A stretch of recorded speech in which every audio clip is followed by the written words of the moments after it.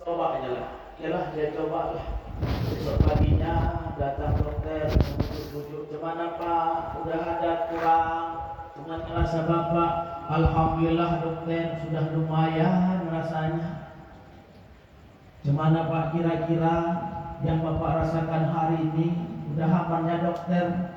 Sesak pun tak ada lagi, terasa sakit pun di dada tak ada lagi. Oh, berarti Bapak udah sehat, alhamdulillah, kata dokter. Kata dokter ini begini, kalau begitu Pak, cobalah menghayal-hayal kita dulu sedikit, kata dokter. Menghayal macam mana menurut dokter?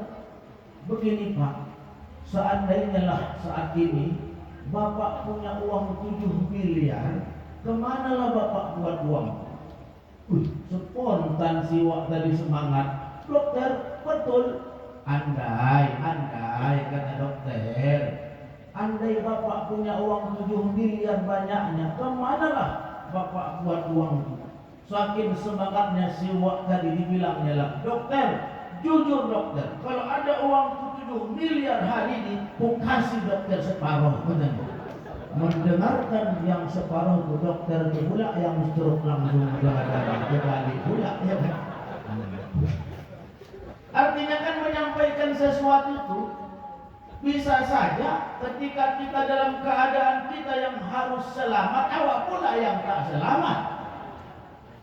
Tapi kalau Al-Quran yang berbicara, tentu dia akan meluruskan semua keadaan dan memberikan solusi terhadap semua persoalan.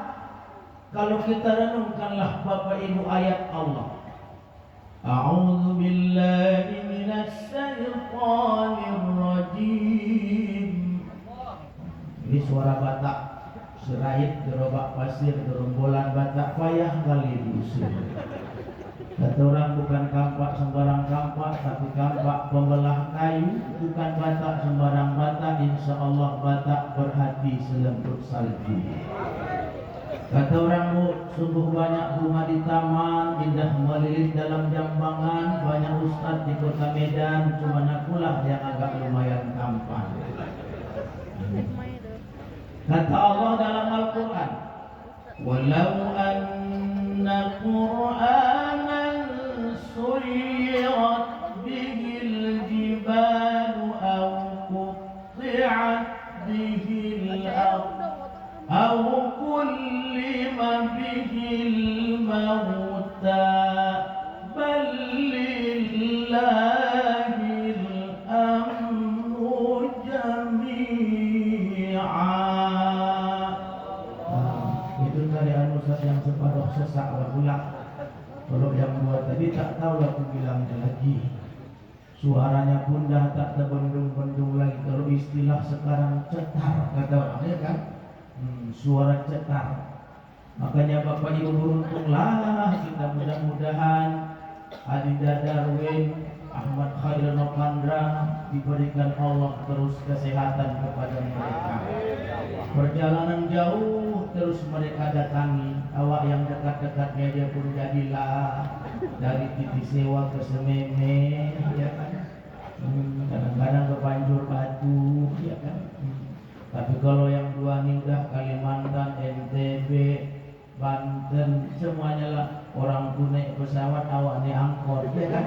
Kan beda-beda sedikit ya, antara pesawat sama angkot. Apa kata Allah Bapak Ibu? Walau anna Qur'ana, seandainya ada bacaan kata Allah, suyirat bihil jibal, dengan bacaan itu gunung bisa hancur, au qatti'at bihil ardh, atau dengan bacaan itu bumi pun bisa terbelah, au kullima bihil mauta, atau dengan bacaan itu orang yang sudah mati bisa hidup bercakap balik. Kata Allah, tak ada bacaan sedahsyat itu kecuali hanya dengan ayat-ayat Allah. Itulah Al-Quranul Karim. Maka Bapak Ibu, mudah-mudahan malam ini semua kondisi kita akan teratasi dengan ayat-ayat Allah yang kita dengar. Itu pasti. Kenapa? Karena Bapak Ibu tak ada sikap yang kita lakukan kepada Al-Quran itu yang tak bernilai. Kalau saya tanya Bapak Ibu, sikap apalah yang paling rendah kita lakukan kepada Al-Quran? Paling rendah. Saya kira tak ada lagi sikap yang paling rendah selain mendengarkan orang membaca Al-Quran. Apa lagi rupanya yang lebih rendah dari itu? Ada Ustaz, ngapain buka Al-Quran katanya? Cuma buka, iya, habis itu tutup balik katanya. La ilaha illallah, yang parah lagi. Cuma buka Quran lah. Saya kira yang paling rendah itu mendengarkan orang baca Quran, itu kan rendah itu. Hanya mendengarkan saja, itu saja sudah tinggi nilainya. Kata Allah, wa idza quri'al Qur'an fastami'u lahu wa ansitu la'allakum turhamun. Apabila dikumandangkan Al-Quran, dibacakan Al-Quran, simak kamulah, dengarkan kamulah, dipastikan kamu akan mendapat rahmat. Kalau mendengarkan orang baca Al-Quran saja suka dapat rahmat, bagaimana kalau kita yang membacanya? Bagaimana tidak hanya dibaca tapi dipahami? Bagaimana lagi kalau tidak hanya dibaca dan dipahami tapi diamalkan? Sebagaimana Rasulullah Sallallahu Alaihi Wasallam menjadikan akhlak kehidupannya tak lain daripada Al-Quranul Karim, maka Nabi Muhammad menjadi sosok makhluk yang punya ketinggian di hadapan Allah Subhanahu wa Ta'ala.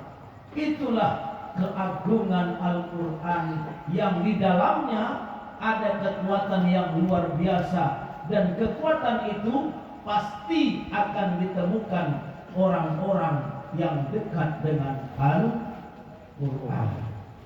Maka yang dekat dengan Al-Quran ini tak ada takutnya, berani, ya kan? Tak ada khawatir. Kenapa?